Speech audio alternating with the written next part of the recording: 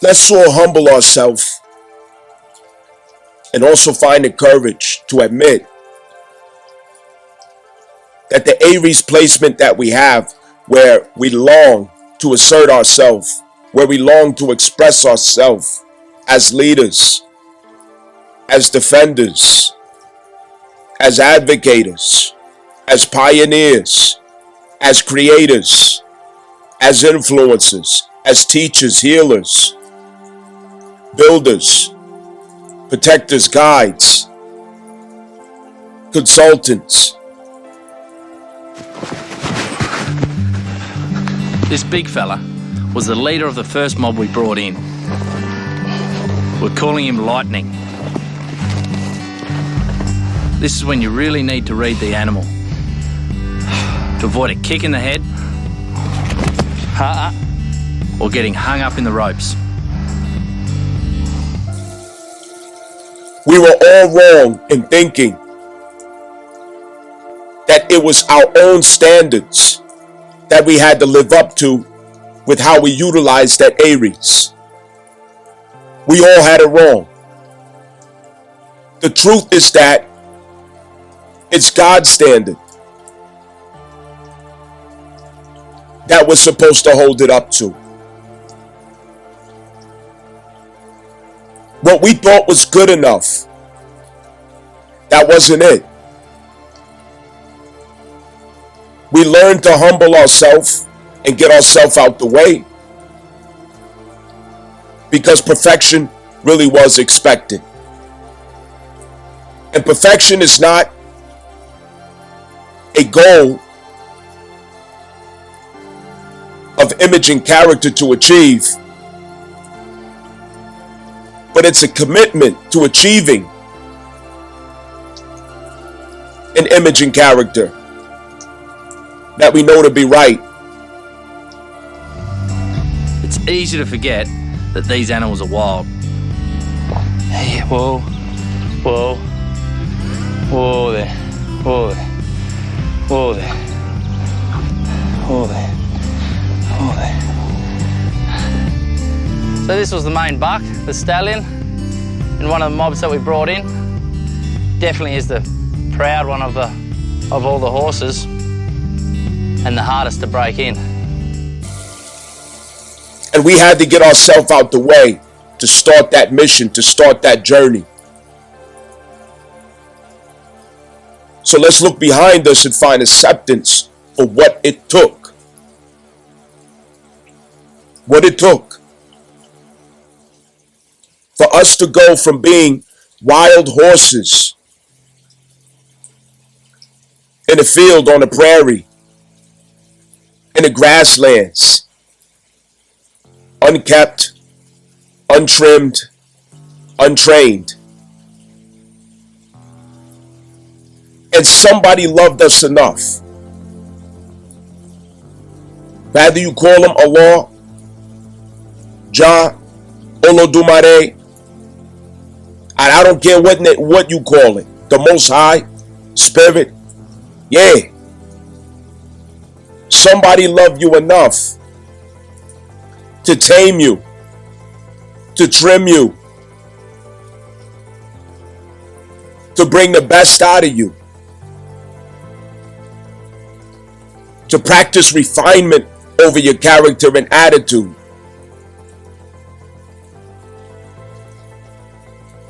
Now the opportunity is much greater than what you could ever imagine.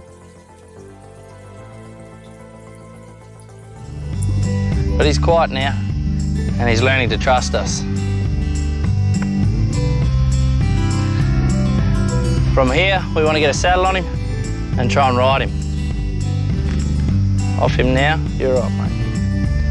You're right. So what I want to do is I want to put a couple of short messages out there that may serve as the necessary details to help build up a little confidence and clarity. Understand, we do have clarity on the way. However, it doesn't hurt, to go over this to make sure we know what's taking place. So let's simplify. Chiron. Chiron, Chiron. Don't forget Chiron. As Chiron transits around the natal birth chart, it's addressing the carnal nature, the untrained nature, and how it responds to entitlement, expectation, disappointment, desire, fears. It leads to chaos. It leads to troubles. Because the higher self has to introduce itself to Chiron as master in each of these circumstances where Chiron reacts to pain or responds to pain. It's evolving from reaction into response. Evolving. It's the wounded healer. The wound cannot be separated from the act or process of healing. It is one and the same. In hindsight of your wounds, that you take the time to reflect on, to investigate, to make discovery of, without projecting and pointing the finger at everyone else for what doesn't fulfill our sense of entitlement or desire, our will, expectations. There's philosophy waiting for us. There's wisdom waiting for us. And the power of transformation waiting for us if we have the courage to do those investigations behind what we feel. It expands self-awareness, bringing us higher than mammal. Having the ability to step outside of self and see the self and how I might be affecting others, how I might be making others feel.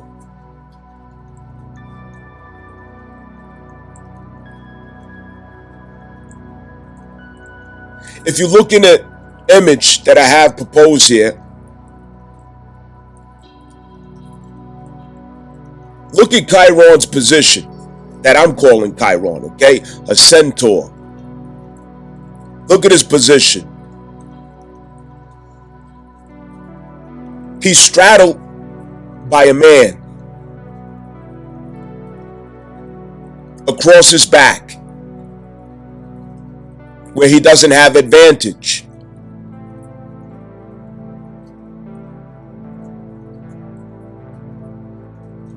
His solar plexus and his rib cage is fully exposed. Behind the ribs is what is most vital. His head is flexed back and pushed down, making what effort he can to resist it.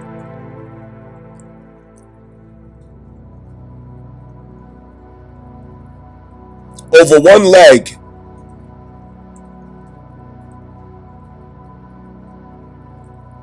which are archetypes of our stability and foundation of strength, he holds Chiron in submission. The higher self as master. I want you to think about this. In his hand is a rod. What does that represent? Thy rod and thy staff comfort me. It is law. It is law. It is obedience. It is discipline. It is Saturn. Inner authority. And inner authority is utilized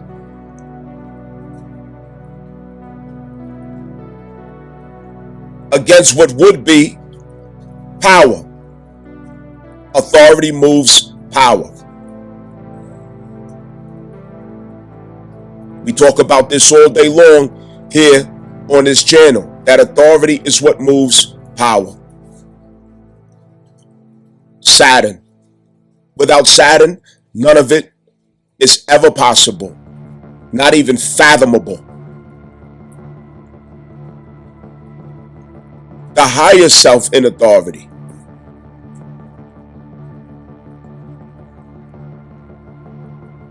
As I said before, all of us, when it comes to that Aries position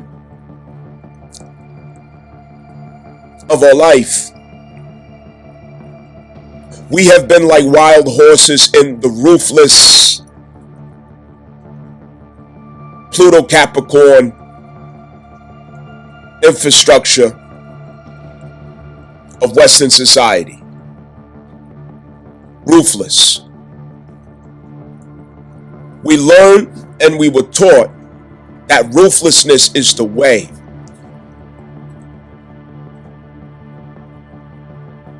You could go around authority if you want to and go straight to power and get consequence or result. But it only makes us criminals, whether we get caught or not.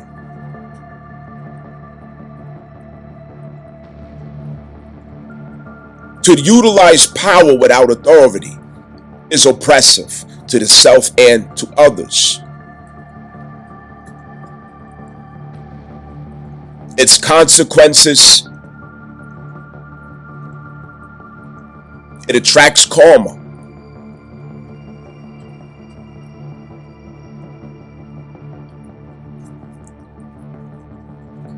We can't get into Aquarius Pluto reality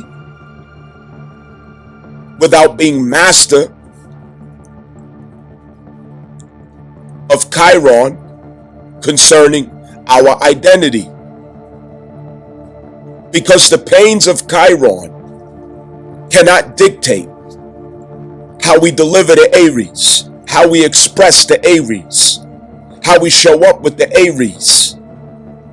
Because that would mean aggression instead of assertion.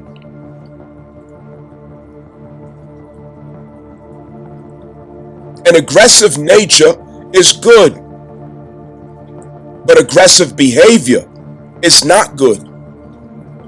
It is not to change the nature, it's to master the behavior that delivers the nature.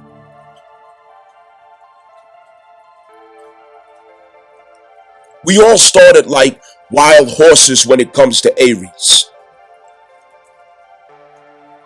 Impulsive.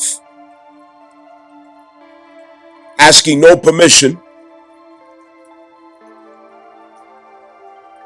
We might, if we feel bad enough about it, apologize for whatever misdeeds, but we don't ask permission there. We feel fully entitled. Why would I ask permission? Why would I ask questions? Why would I say excuse me? Why would I doubt or hesitate that it's my right to express my strength and authority in this house? Aries. Why would I?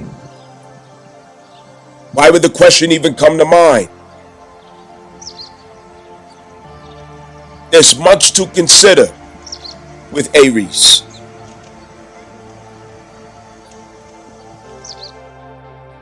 It is the tip of the knife. The tip of the knife.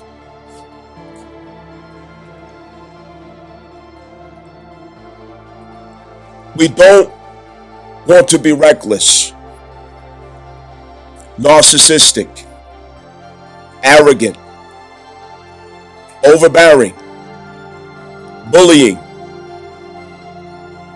oppressive, violent, unjust.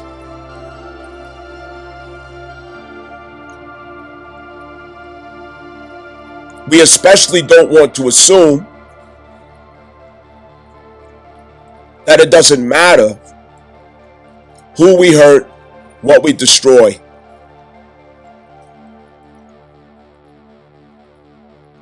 As long as we get the job done. As long as we get from point A to point B. As long as we get to express ourselves or fulfill our will. No matter whose toes we gotta roll over or step on. Nah. We're not going into Aquarius uncivilized. We will go into Aquarius civilized. We will. Aquarius is mastery. And it starts with the identity. Aries, first house, the ascendant expression. And what is behind the first house and ascendant is that Aries placement.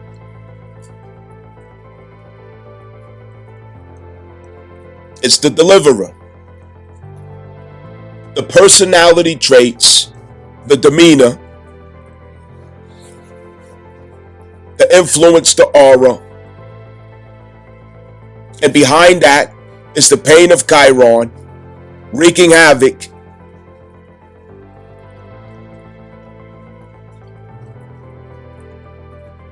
Smelling like the funk of wild animals in attitude and spirit and presence. Beastly in nature. We can't have that.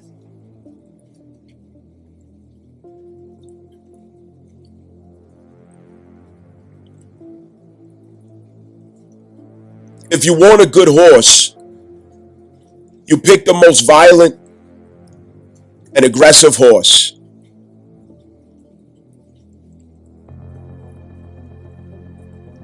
If you are able to tame that horse, you have a brave, courageous, resilient horse. It's the same with us. God wants to use us. The Most High wants to use us.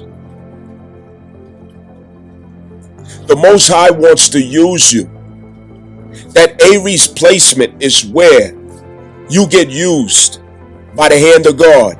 It's where you are the hand of God. You're the gun of God. The knife of God. And just like a horse, he has to break you.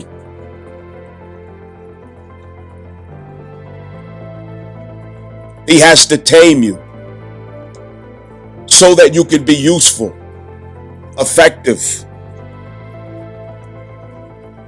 so that you can deliver successfully,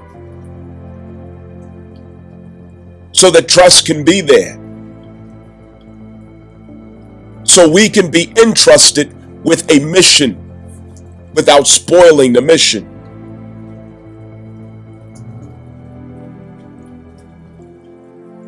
If we do not choose to be master over Chiron in ourself, we will ruin every mission. It doesn't matter how talented and gifted and effective you are. If the character is spoiled, it's futile. If your attitude is spoiled, it is futile.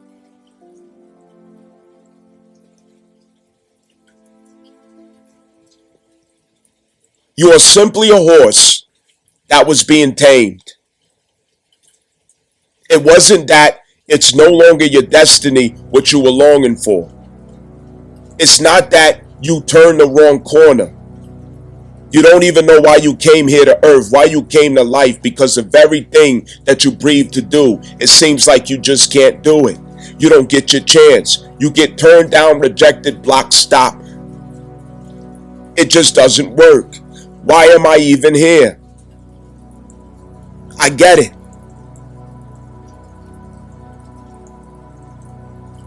But the Most High was simply taming you so that you can be used. Training your spirit. If we can accept that and lead with that behind our intention, with a little humility, self-control,